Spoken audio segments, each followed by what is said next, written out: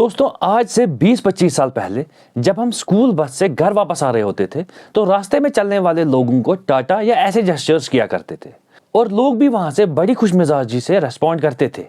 लेकिन कुछ वक्त पहले जब कुछ स्कूली बच्चों ने मेरे साथ सेम चीज रिपीट करने की कोशिश की तो मैंने फॉर्मेलिटी के लिए हाथ तो उठा लिया लेकिन स्माइल नहीं दे पाया। फिर बड़ी मुश्किल से एक फेक स्माइल का जुगाड़ करना पड़ा।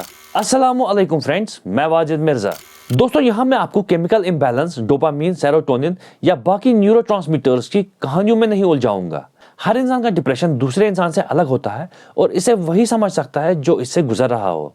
दोस्तों वो कहावत तो आपने सुनी होगी, mind is a beautiful servant but a dangerous master. यानी अपनी सोच पे कंट्रोल कर लिया तो आपकी जिंदगी आपके कंट्रोल में रहेगी, वरना आपकी सोच आपको कंट्रोल कर लेगी। और यहीं से शुरू होती है डिप्रेशन की कहानी। दोस्तों बचपन में वो हम ही तो थे जो छोटी छोटी चीजों से खुश हो जाया करते थे। आज जब हमारे पास कहीं गुना बेहतर चीजें हैं तो हम खुश क्यों नहीं है? आखिर ऐसा क्या हो गया? शायद एक फर्क ये आया है कि अब हम खुद के लिए नहीं बल्कि दूसरों को दिखाने के लिए जीने लगे हैं। अब हम कैरेक्टर एथिक्स को छोड़कर पर्सनैलिटी एथिक्स पे शिफ्ट हो चुके हैं। एक दूसरे को अपनी सक्सेस दिखाने और उनसे खुद के सक्सेसफुल होने की वैलिडेशन के चक्कर में कई लोग ईएमआई और बैंक लोन्स की जाल में फंस चुके हैं। इसके बाद स्मार्टफोन, जिसने हमें वर्चुअली तो पूरी दुनिया के साथ कनेक्ट कर दिया लेकिन घर में बैठे अपने फैमिली मेंबर्स के साथ ही कट ऑफ कर दिया। एजुकेशन, जिसका असल मकसद था हमारे विजन को ब्रॉड करना ताकि हम दुनिया को समझ सके और उसे बेहतर बनाने में अपना कंट्रीब्यूशन दे सके। लेकिन जो एजुकेशन आज हमें मिल रही है उसने हमें लिबरेट करने के बजाय स्लेवरी की तरफ धकेल दिया है। हद से ज्यादा ख्वाहिशात, करप्शन, फ्रॉड और क्राइम को जन्म देती है और ये चीजें हमारी जिंदगी में एक बार आने के बाद हमारा सुकून हमेशा के लिए बर्बाद कर देती है। सबसे ज्यादा डिप्रेशन अभी के वक्त में माँ बाप की वजह से होता है। वो एजुकेशन हो, करियर हो या शादी, माँ बाप बच्चों को इतना प्रेशराइज करते हैं कि बच्चे कई बार माँ बाप से डिस्कनेक्ट हो जाते हैं और अपनी खुशियां ड्रग्स में ढूंढने लगते हैं।